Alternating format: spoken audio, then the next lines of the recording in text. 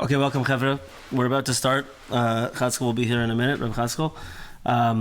Just wanted to let everybody know that the second shir that we're having every Thursday night, which is the Oitzres Chaim, the Biyam Darkecha on Oitzres Chaim, we're going to continue doing this shir on Zoom, but we're not going to be recording and uploading this shir. The shir itself is for a couple of reasons. First of all, it's a little too lofty. It's very, very, up there and difficult. But also, the shir is more of a conversational format. It's a chabura, a discussion, as opposed to just a shir, and it doesn't really lend itself to group participation when it's being recorded from one perspective. So we're going to be that shir will still be happening it'll be happening and it'll be on Zoom still for those who want to join on Zoom, but it will not be recorded.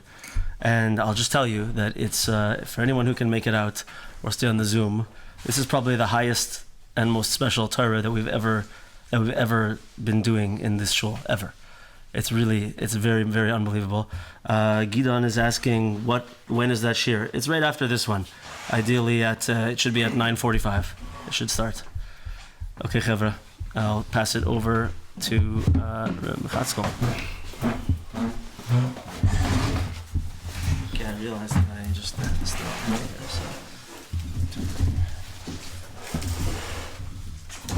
there, Okay. Welcome, gentlemen.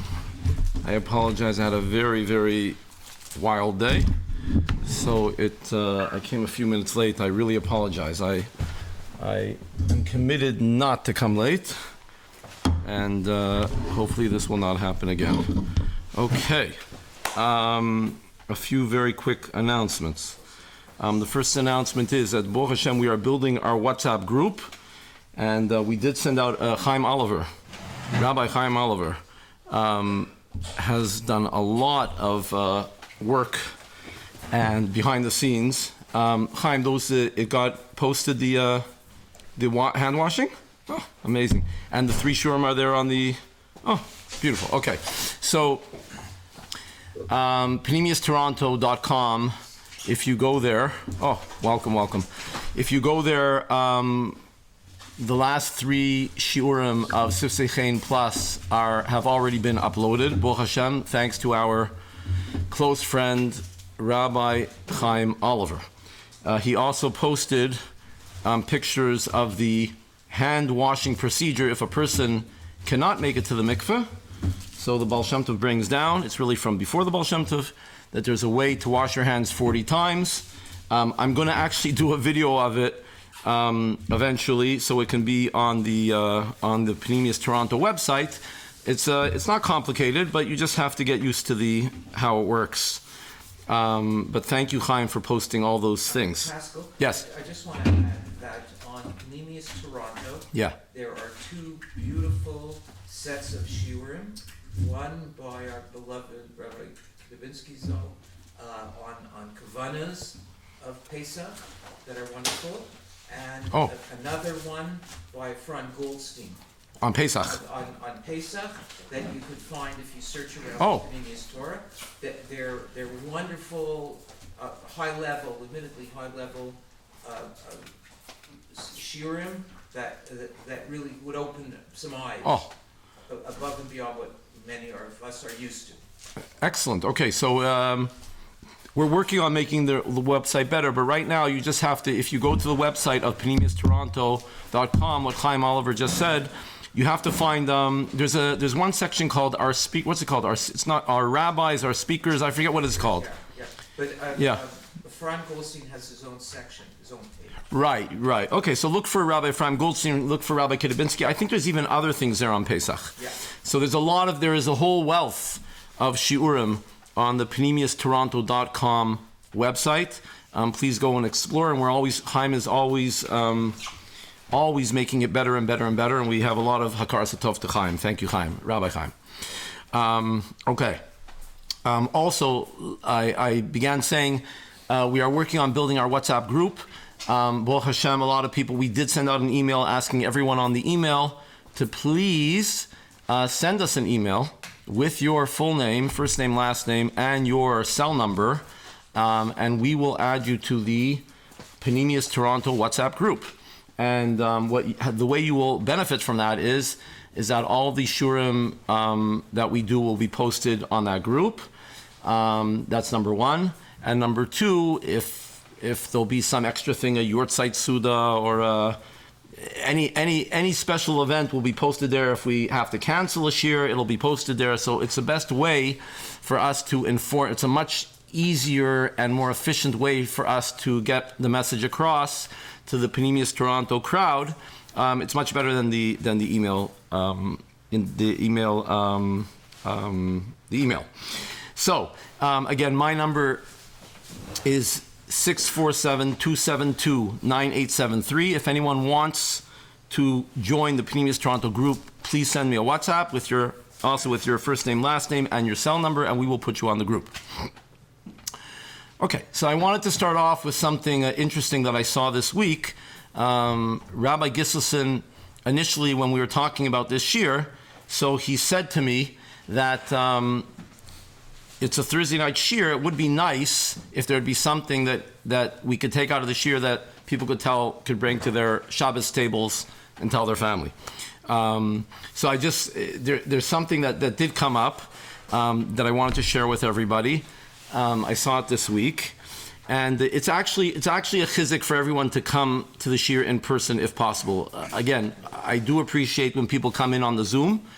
And I do appreciate, even if you don't come in on the Zoom, if people go to our website or to YouTube and watch the videos, I do appreciate it. But there's nothing like coming in person. So I wanted to tell you something interesting that I saw this week. And it's very interesting also that today we have a guest. What's your first name, Rabbi Rabinowitz? Meyer Rabinowitz. And Meyer Rabinowitz is a Talmud of Rav Itchemeyer Morgenstern? Amazing. Okay, so I have never met live a Talmud of Rabbi. I know Joey Rosenfeld from the video. I've seen all these people on the videos. Live, I never met. So we have a very special guest. We're very honored. And as soon as I heard his name was Rabinowitz, I asked him, could it be that you're a Ben Archaben from the Yida Kodesh? And he said, of course. And then he told me something I did not know. He told me that the Yida Kodesh is a Ben Archaben from the Shitta Mekebetzes, correct? And Shitta Mekebetzes was a Rebbe to the Arizal. And as a matter of fact, it says that they worked on one thing together. Zvachim, could it be? Baba Kama? Baba Kama. But we don't have that. We have it. We do have it? Baba Kama we have is from the Ari. Is from the Ari in Shitta Mekebetzes? Okay, this is fresh off the press, gentlemen. Okay? So the Shitta Mekebetzes that all the yeshivas are busy with, guess what? Baba Kama, you said? Was written by only the Ari or together with... The Ari was the main writer. The Ari was the main writer. Okay? You come to Sifsei Chein Plus and you hear the plus. And we're very excited about that. That's new information for me. I thought I knew a lot about the Arizal, but no, I'm still missing information. So thank you, Rabbi Rabinowitz. And so it's very interesting because I wanted to tell you an amazing vort from the Yida Kodesh. And it happened to be that Rabbi Rabinowitz just showed up here. So just a little bit of historical. You need to know the historical background in order to appreciate the vort. So I'll do it very quickly. I don't want to get into a tangent, but I'll be concise. Of course, the Baal Shem Tov started the Chassidus, and the Rebbe Ber, the Mezritcher Magid, took over for the Baal Shem Tov. And then there were many Talmidim of the Mezritcher Magid. One of the greatest was the Rebbe Melech, Eli Melech from Lezhensk. And from his greatest Talmidim was the Heilige Choyze from Lublin. And the Choyze from Lublin's greatest Talmud was the Yida Kodesh. And then the Yida Kodesh will give it over to the Rebbe Rabbinim, who will give it over to the Kotzker, who will give it over to the Chiddushei Arim, and that will become Ger. Okay, so Ger comes from there. Many Vorka and Amshanov, basically any Chassidus that you see with a Spadik and not a Stramel, it's mostly coming from there. Then it got into Ishbitz and Radzin right? Chela is all, the Yidukulish is basically the father of this whole Polish Hasidus that spread and took over Poland. I think at his height, the Yidukulish had, I think they say 20,000 Hasidim. It's a massive, we can't even imagine. Okay, anyway, but so the context is like this. When the Yidukulish, he actually separated from the Choize. It was a very big issue. But the Yidukulish made many changes. I'm not going to go into it now because it's not the time. But one very, very important change that he made that he felt was extremely, extremely important was that he was very, very big in anava, in modesty. And he felt that this was one of the most important things. I mean, it said, listen, Moshe Rabbeinu is the one who brought us the Torah. The Ish Moshe Anov Mioid Mikol Anashim Asher Al Pnei Adama. So there's no question the Torah admires anava. There's no question. But by him, there was such a thing of anava that by him and his chassidus, the way it worked is, let's say before, by the Choize, by the Rebbe Melech, by the Mizritcher Magid, if you were, let's say, a brother to the Rebbe, or you were a mechitten with the Rebbe, or you were a cousin to the Rebbe, or you were a son-in-law to the Rebbe, so you were given kavod, right? You would sit up front by the tish, you would get shrined for it, whatever. There was a certain, which is, there's nothing wrong with that, and the chayra, that was probably the way it went by the Baal Shem Tov also. Like that's the way, by the literature it went like that, by the Sfardim went like, it always went like that. He couldn't handle this, and by him, the way it worked is that the Rebbe, the tzaddik, is entitled and deserving of kavod, but nobody else. That's it. So by the Yidukulish, nobody, there was no favors, there was no honors, there was no nothing. He held that this thing is destructive, and his main thing was that all Yidden have to be together on the same level. It doesn't matter if somebody's very rich or very poor, or a very big Talmud Chacham, or an Amar Aretz. He didn't care. His main thing was all Yidden had to be together, stick together, and he was very much into not only that. He held that when Yidden get together, even just to drink bronfen and eat a piece of cake, right? Drink liquor, cake, sing, dance. Okay, he held that when Yidden get together, it's just as metaher as a mikveh. That's what he held, and kal v'chomer if you're learning together in a group, so that's very metaher. So that's why I'm bringing this in, because I do want more people to come live to the shir. But I want to tell you an amazing thing that he said with the background. Now that I have explained the background, so I'm going to say the word. So he says he learned an amazing lesson from his Aleph-based teacher. Okay? Now, what could an Aleph-based teacher tell the Yidukulish? So, when the Yidukulish was very, very young and he was learning Aleph-base, so his Rebbe of Aleph-base taught him that when there are two Yuds together, when you're reading a pasuk, you see two Yuds, this means Hashem's name. Right? Now, we don't see this too often. Grad in Chabad, you will still see in the Chabad Sidurim that when they use the name of Hashem, Yud Yud, it still refers to Hashem. All the other Sidurim, since most, 99%, have updated this, and when you'll open a Siddur today, you'll see Yud Kei Vav Kei. You won't see any more Yud Yud.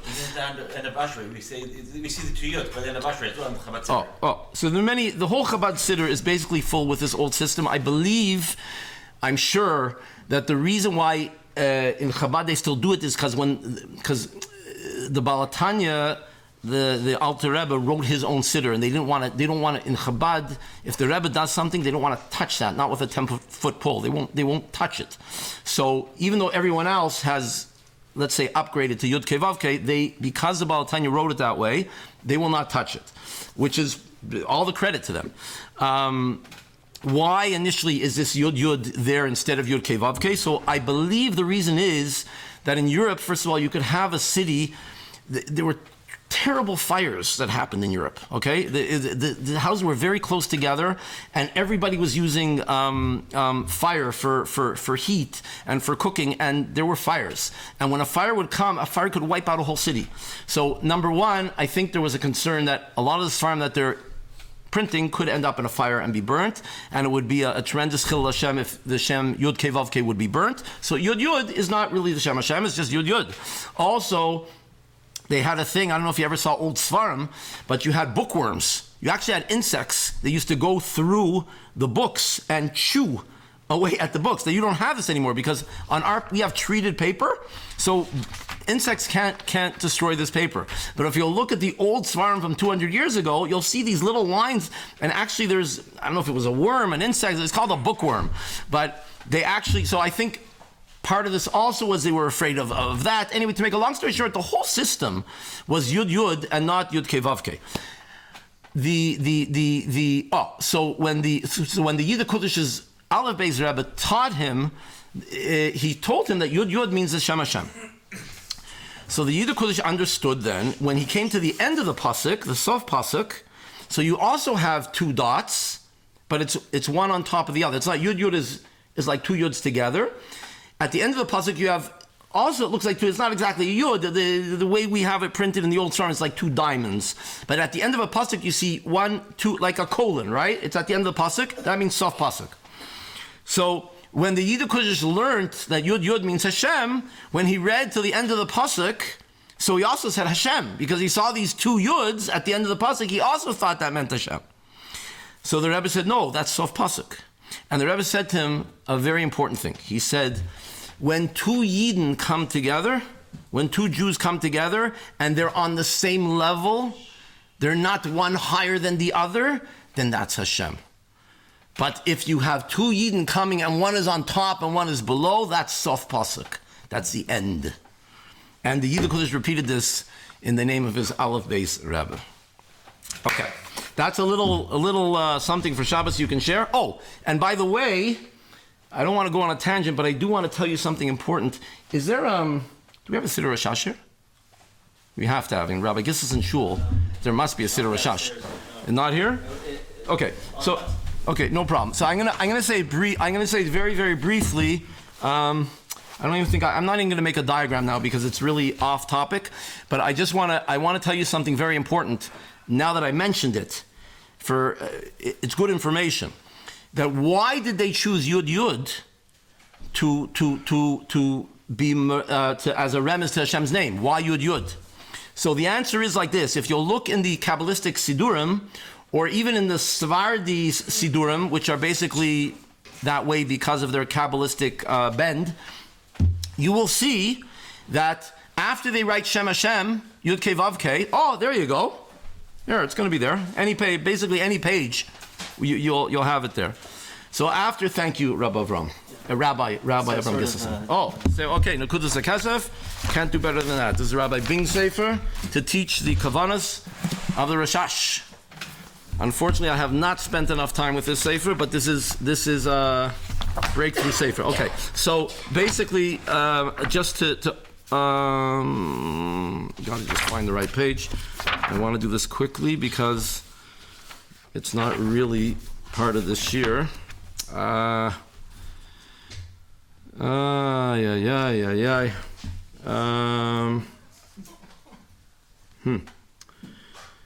Yeah, okay, lots of holy things here, but not what I'm looking for. So I'll tell you what we're going to do is, I'll just tell you quickly what I'm getting at. Of course, the Shem Hashem is Yud Kei Vav Kei.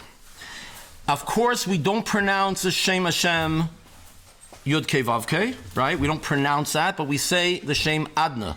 That's how we pronounce it. So it's written Yud Kei Vav Kei, but it's forbidden to pronounce it that way. So the way we say it when we come to Yud Kei Vav Kei, we say the Shem Adna, correct? Now it happens to be that the Shem, what's going on there when you say, when it's written one way, but you say it a different way? The Shem Yud Kei Vav Kei is merumiz to Kutcha Brichi or HaKadosh Baruch Hu, or the male aspect of Hashem. Okay, we're going to get into that later, what that means, but I just wanted to give it to you over quickly. The name Adna, which is Aleph, Daled, Nun, and Yud, that represents the Shechina, or the female aspect of Hashem, or Shchinte. So when we say L'Shem Yichud Kitche Brichi is Shchinte, we're referring to these two Shemus. And because we look at it, it's Yud Kei Vav Kei, but when we say it, it's Adna, then what we're doing when we say that is we're making a zivig. We are joining the male and the female together to make a zivig. And when male and female get together, that brings Paris, that brings fruit. Does it have the same structure as master? Because it's spelled the same name. It's spelled the same way. Like master, Adoni. It means that. It means that. It means that. It means that. It means that. So when you say, you should know. Everyone should know when they daven. When you're looking at the name Yud Kei Vav Kei, but you're saying Adna, what you're doing is you're actually making a zivig between between Yud Kei Vav Kei and Shem Adna, and when you make a zivig, that makes Paris. That brings children, right? And I'm talking about spiritual Paris, so to say. Now, if you'll look in the Kabbalistic Sidurim or even in a Sephardi Siddur, you will see that after the Shem Hashem, they will do a shiliv. A shiliv means they'll mix the two together, 1-1. So instead of writing Yud Kei Vav Kei, Aleph, Daled, Nun, and a Yud, they'll write. Oh, you found it? Oh, perfect. Thank you. Okay, we'll hold it up. We'll hold it up to the. We'll hold it up. Can everyone see it? You can see it? Okay, so next, I got a point. Okay, so we're looking here. Above where my finger... There we go. Okay, right above where my finger is... It's not so clear on the video. Yeah.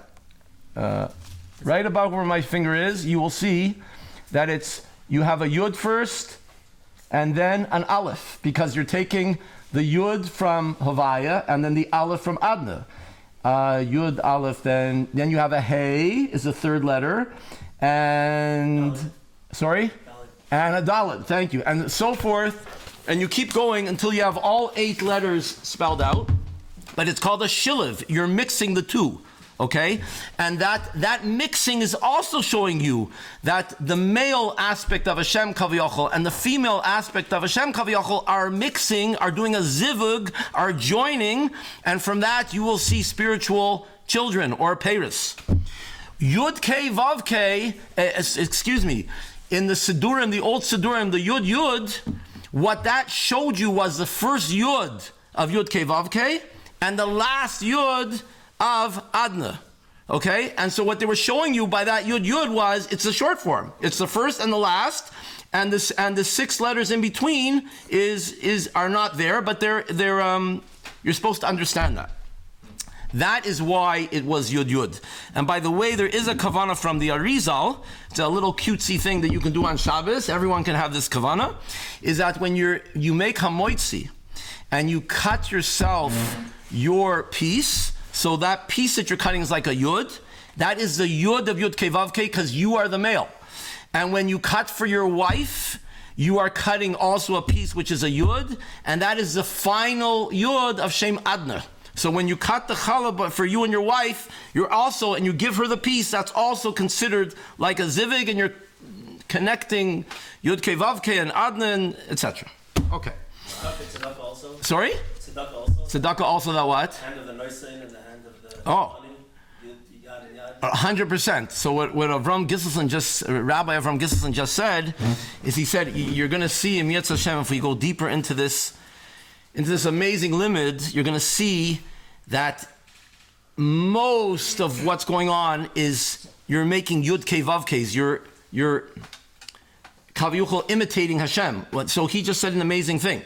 He said, there's a kavana when you give tzedakah. You can do this any time you're in shul, and the mashulach comes to you, or the shamus comes to you with the pushka. You can have this in mind. It's an amazing kavana from the Arizal. The coin that you're giving is the yud, because a coin looks like a yud, right?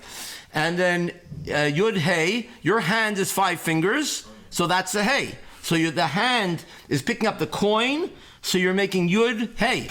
Your arm is a vav. And then the hand of the ani, the hand of the person stretching out his hand, please give me some tzedakah, is the final hey. So when you give somebody money for tzedakah and you have this in mind, you're making, you're creating a Yud Kei Vav Kei. This is, you're imitating Hashem kaviyachol. You're being part of Hashem. You're adding kedusha from Hashem down into this world. That's what Rabbi Avram Gisselson just said. And there's many kavanas like this. There's many kavanas like this. Even we were talking about the chal is also like this, I believe, that the piece that you cut is the yud, and the hay is your hand that you're picking up that piece, and the vav is the knife, and then you give it and then you hand dafka into the other person's hand, according to the result the piece, so that then you have yud ke vav ke also. Okay, I don't want to get on to too much of a tangent, but these are very easy kavanas that can add a lot of spice in a good way to your life. Okay, so now we will continue with Sifsei Chein, where we left off. So we are going to go to.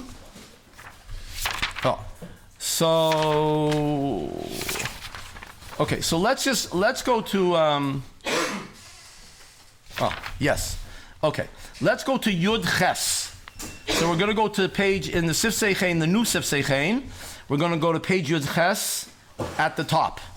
Okay, and we were talking now about the makom pani, or the otherwise known as the halal hapanui, or the vacated space. So now he's going to say like this. We're at Yud Ches at the top, in the middle of the large text. I just want to make sure it's getting recorded, because you say it's getting recorded, so make sure the meeting's getting recorded. So the answer to that question is that if I understand correctly, the Zoom is not being recorded. However, what you can't see from your vantage point is there is a cell phone that is recording me. So that was a very good ha'ara. So don't worry, we are being recorded. The Zoom, I asked Rabbi Avram Gisselson about this, and he said that the Zoom recordings the quality is not good quality. So he chooses not to record the Zoom. However, rest assured, I'm looking right into a very smart phone, and it is being recorded. Okay. But thank you for that ha'ara. Page Yud Ches at the top.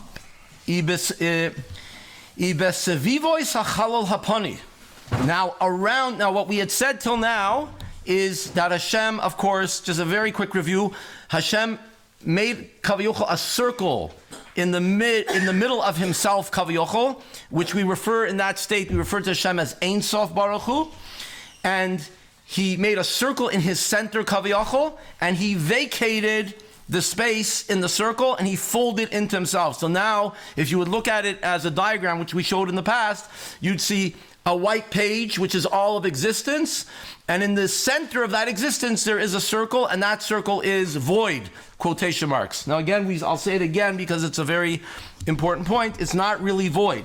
It appears to be void, and Hashem hides himself there, but we have a very strong Messiah from the Baal Shem Tov and Talmidei Baal Shem Tov and other tzaddikim that Hashem did not really remove himself from that circle, but he only is concealing himself from that circle.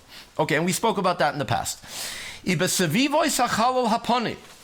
Now, around the Chalal Hapani, on the outside, not on the inside, on the outside where it's all Ein Sof, Asa Makif Godel, he made a big makif. He made a surrounding, something that surrounds, hasoivev es kol hachalal hapani, which surrounds the entire chalal hapani, this entire vacated space. Kemoi safa she'oisin lebeged, like an edge. There's a better word for it.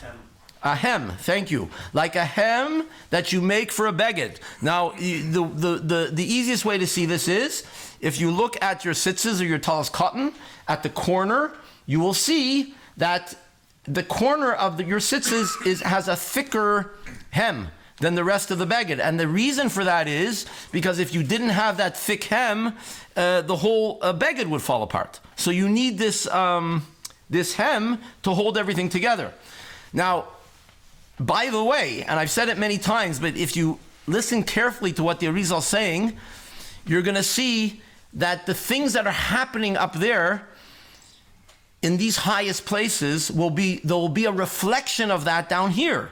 So why is it that down here, if you don't put a hem on your beged, the beged will fall apart? The reason is because Kal V'Yachol up there, and what we're talking about right now, Hashem created a concept of a hem. And this is happening right now. In other words, anything that we have, this is a big klal in the Arizal. It's not the time to go into it. But basically, this is very important what I'm going to say now. Anything that we're talking about now that's happening in the highest places, there will be a reflection of that happening down here. And you will be able to see the things that we do down here every single day. Is the only reason why we can do these things down here is because the prototype has been created up there many, many, many thousands of years ago. So whatever you're going to see that we're talking about down up there, you're going to see practical applications down here, always. So again, he says that up there, Hashem created a safa, okay, an edge or a hem, as it like the hem of a garment. Sheyia kamoy shomer al hachalal.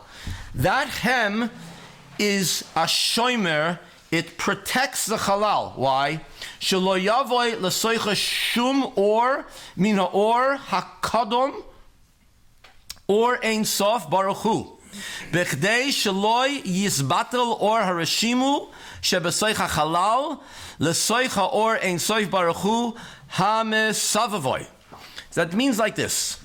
Yes, Hashem has already vacated that place, Kal V'Yachol, inside that circle and created a Makom Pani, but there's the outside of that is all Ein Sof, and Ein Sof is very, very bright and very, very powerful and very, very holy.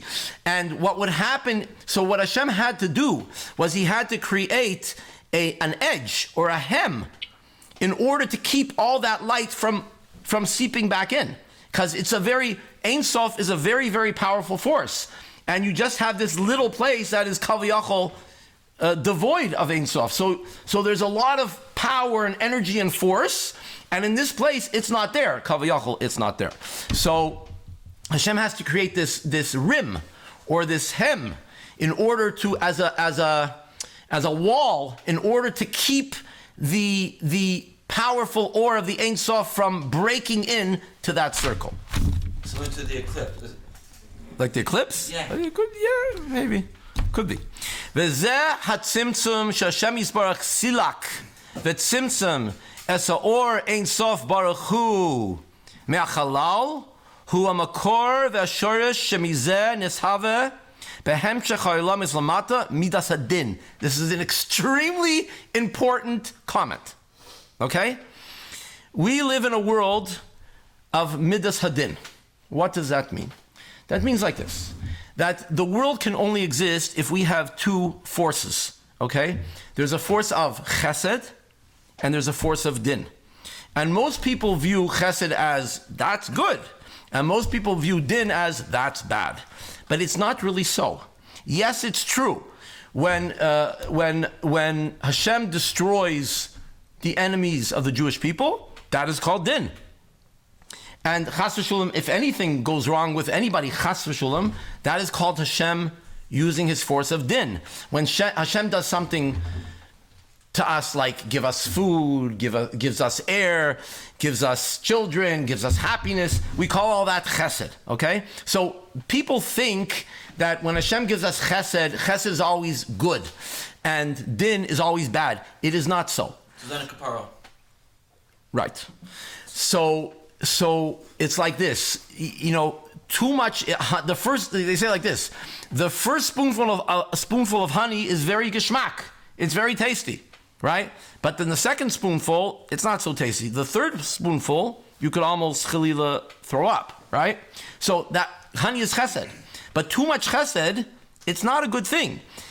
Practically speaking, I'll give one practical example of this. When a person is educating his children, so a person always wants to do chesed to his children, right? So he always wants to give them a lot of money and take them on good Chol Hamoed trips and everything, buy them a good bicycle and a good Afikoyman present. Parents want to be good to their kids. However, if you spoil the child and you don't use any din, then the child will get spoiled. So sometimes, if the kid is chutzpahdik, you have to tell him. And if the kid runs across the street and almost, God forbid, gets hit by a car, you have to scream at him. So that's din. Okay, so din is not necessarily a bad thing. Din means, it basically boils down to this. Chesed means flow. Chesed means flow, energy, movement. That's chesed. Din means stopping. Din is boundaries. Chesed is running forward. Din is stopping. That's the basic. That is a basic distinction between chesed and din. Now, what the Arizal says here is a very important thing. That if you want to know the very first time that we see in the system midas adin, this is it. Because Ein Sof, when Ein Sof was everywhere, that's chesed, that's flow, that's Ein Sof fills everything. It just keeps going. There's no stopping that. All of a sudden, there is a makom pani, there's an empty space. So empty space means, whoa, there's a boundary. There's some place kavayucha that Hashem is not there. There's a stop. So that's what he says. The Arizal says that when you see this makom pani, this is the first time we ever see midas hadin, kavayucha, and up there, you can't even call it din because it's all, you have to understand the things that we're talking about are very, we're talking about very, very, very high places. But the root of all din comes from there. V'alkein nikra, turn the page, hatzimtzim b'zoyer hakadosh b'shem boitzina dekardenusa. So the Zohar calls the tzimtzum by a very interesting name. Listen to this name. Boitzina, it's Aramish. It's Aramaic. Boitzina means a candle or a light. Kardenusa means darkness. The Zohar calls the tzimtzum a light of darkness or a dark light. Is that a contradiction? It's a contradiction. That's a very good point. But listen to what's going on over here. Everything up there is light. We're talking about now the very first beginning of everything was all Ein Sof, and now Kaviyachol, there's a space, there's a Makom Pani. So in that space, you can say that space is darkness because Ein Sof is not in that space anymore, right? But at the same time, it's light. It's the same thing we said before. When this Makom Pani was created, is that a positive thing or is that a negative thing? You can look at it as a negative thing. Well, Ein Sof is not there, Kaviyachol, now. It's a place where people can do evil. It's a place where people can do Averis. It's a bad thing that there was a Makom Pani.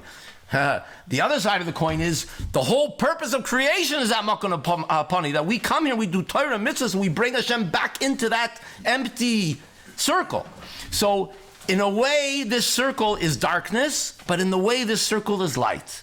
Can you find positivity in some of the negative stuff? For sure, you could. We gotta try to. We'll ask the questions at the end. That's why the Zohar calls this Makom Pani Boitzina the Kardenusa, the light of darkness. Perish. What does this mean? Ner kasha v'chashoich. It's a hard light. It's a dark light. Lahoirois, to show the af shekan b'chalal adayin meir or harashimu.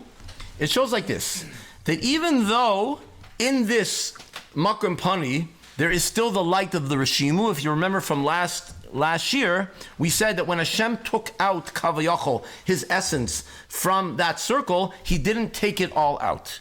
He only took out 9/10 of himself, Kavayachol. I think we mentioned that then. It means like this, that basically 9 out of 10 parts of Ein Sof, which we're going to talk about it, but it's Keser, Chachma, Bina. The first 9 spheres of Ein Sof removed themselves, Kaviyachol, and folded into themselves, folded back into Ein Sof.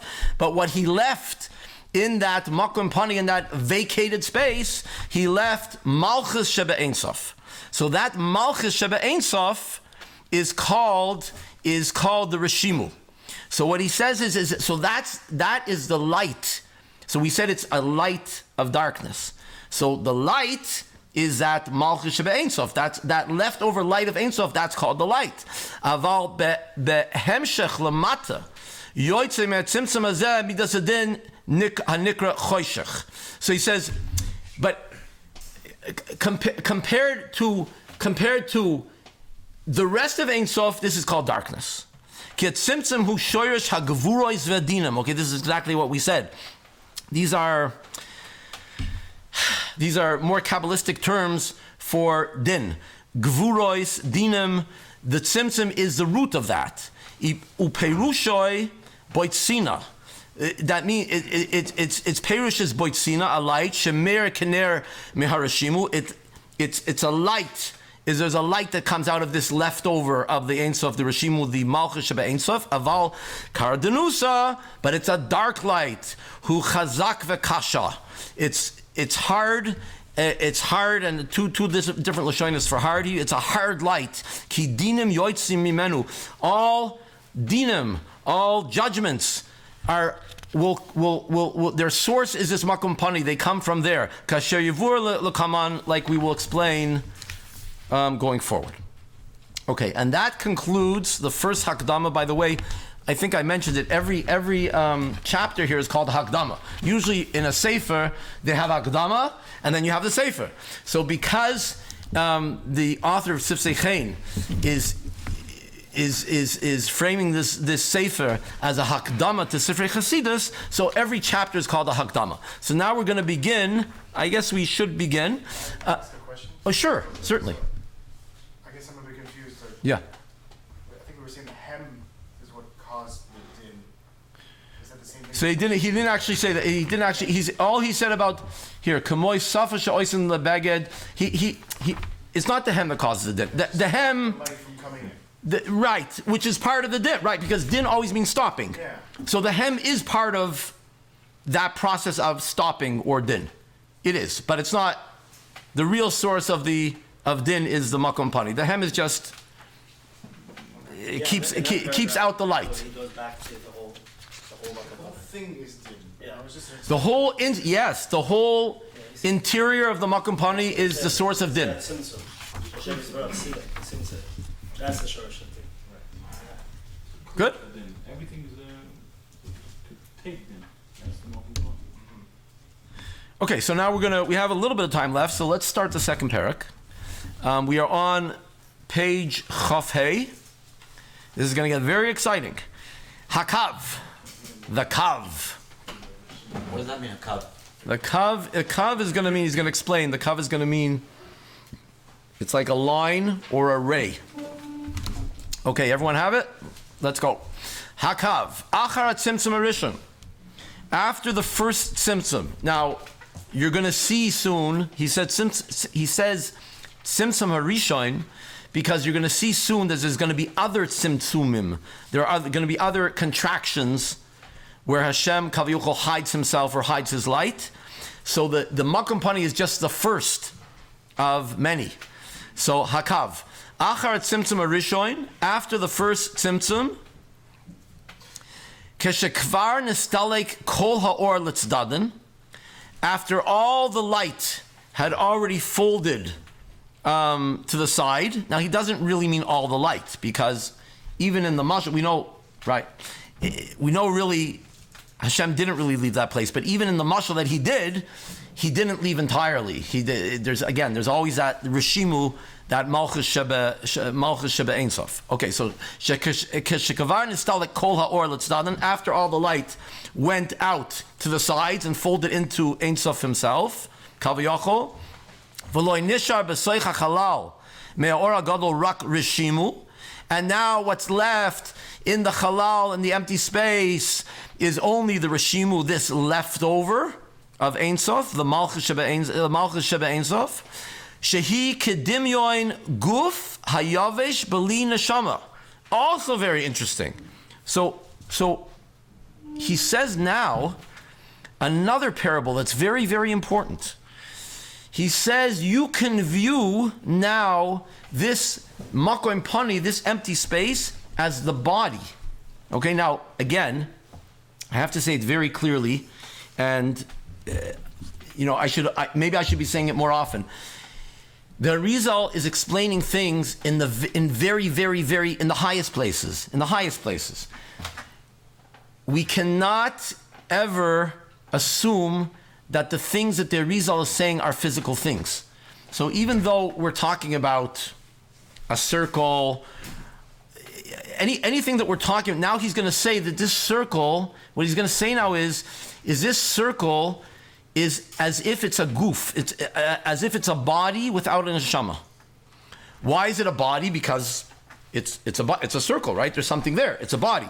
Why is there no neshama? Because the Ein Sof, the energy of Ein Sof, if you want to call it energy, it's a bad word, but it's the best I can do. The energy of Ein Sof, the neshama, Ein Sof is the neshama. The Ein Sof is now not there anymore. So now what you're looking at, that circle, you can view that circle as a body without a neshama. But I have to say very clearly, I think I said it before in the past, but I need to say it again. You have to be very, very careful. Of course, when we're going to say the word body, you're going to think of a body. You're going to say the word circle, you're going to think of a circle. We are wired that our minds, when we say the things that the Arizal talks about, we are wired to see pictures in our mind of physical things. That is normal. Okay? There's nothing wrong. It's normal. That's how we think. That's why the Arizal tells it to us in this way, because it's the only way to explain it. You have to get physical pictures, but you must know always that it's not really physical. Anything that we're talking about up there in these high places are total spiritual things. There's no physicality there. You have to, it's very, very important, because there are people who made mistakes when they learned Kisvei Arizal, and they understood that there was some kind of physicality up there, chas v'shalom, and then you get into real shaylev apikorsis, real apikorsis. So anything that we're describing now, yes, you will see physical pictures in your mind, but you must always tell yourself, this is not really a physical thing that the Arizal is talking about. It's a spiritual thing. In my mind, I see it as physical, but it's a spiritual thing. Fine. So he says again that this circle is going to be called a guf without a neshama. That is the parable. So down here, when we have a body and we have a neshama, well, he didn't talk about the neshama yet, but the body, our bodies are when you take this makom pani and make it very, very, bring it all down, it comes out to our body. Our bodies are the physical representation of what's going on up there, this makom pani. Except our body has a neshama. Oh, ours does. And you're going to see now that the makom pani is also going to get one. And that's going to be the kav. Heir Hashem Yisbarach l'soich hachalal hapani nitzutz echad shel or. What did Hashem do? He shined. I don't know what's correct English. He shined into the empty space of the makom pani. Nitzutz echad, and nitzutz normally means a spark. One spark of or, but it's the way the Arizal is going to describe it, it's not really a spark. It's a ray of light. Sometimes it's viewed as a pipe of light. Okay, similar thing. Basically, it's a line, a kav. If you'll ask for what is the translation of a kav, it really means a line. A kav means like a square has 4 kavim. A kav is a line. Hashem took a nitzutz echad shel or, a spark of light, which he's going to say is this line or this beam of energy, or this pipe, or this ray, me'or ein sof, hagadol ve'hanoira, from the or ein sof, hagadol, the great, the noira, and the awesome, shebesevivo is hachalal, that was from around the halal, ba'oifen yashar dugmas kav, it came down in a straight way, as a line. V'hu heir b'soich hareshimu kedinyan hanashama b'soich haguf. And it lit up into the reshimu, into the leftover space which is inside the makom pani in the circle, kedinyan neshama b'soich haguf. So we're gonna quickly do a diagram. It's a pretty simple diagram. Someone have a pen, please. Thank you so much. Thank you. I should have came with a pen. Thank you. Okay, so this is very simple. I'll draw the diagram, then I'll show it to the video. Okay, so first you have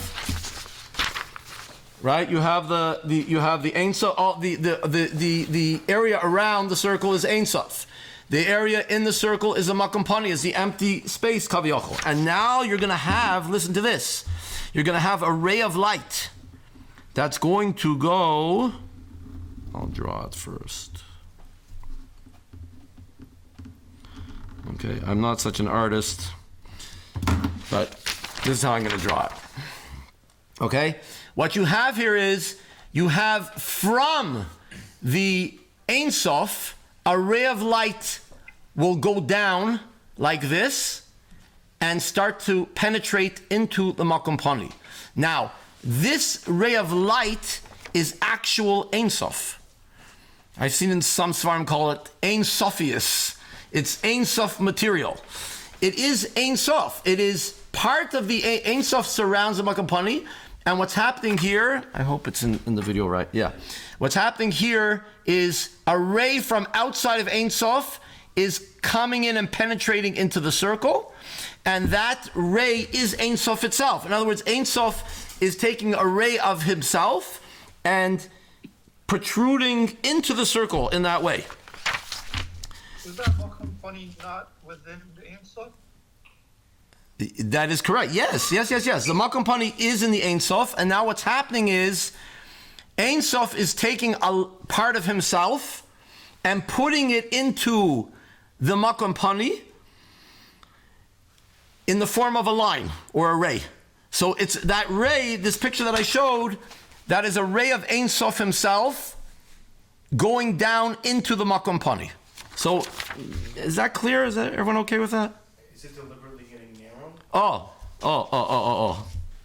I deliberately drew the diagram that way. The question was, is it deliberately getting narrow? So it's interesting. As far as I could be wrong, but as far as I have seen from the Arizal, you only see from the Arizal was a line. You don't see any kind of, the way I drew it is it's thicker on the top, and as it goes down, it gets thinner. As far as I understand, again, I had said that the author of this Sefer has incorporated a lot of the Torah of Rabbi Yisrael Saruk into the main body of the Sefer, and I believe that this prat is something that Rav Yisrael Saruk says that the Rav Chaim Vital does not say, and he's going to explain this now. Imizeh hanitzitz nimshach hachayis lechol ha'olamois kulam. We're at 9:45. Do we have to stop? Should we stop? I don't mind stopping. A little more. Umizeh hanitzutz, from this spark, which is, it's not really a spark, it's a line. From this line, nimshach hachayis lechol ha'olamois kulam. Any life, you have to understand, whatever we have in this world, not just this world, this universe, not just this universe, all of existence. Okay, you have to understand, in this Makom Pani, in this empty space, is all of existence. All of creation is in there. All the galaxies, all the Milky Ways, all whatever you got, it's all in there.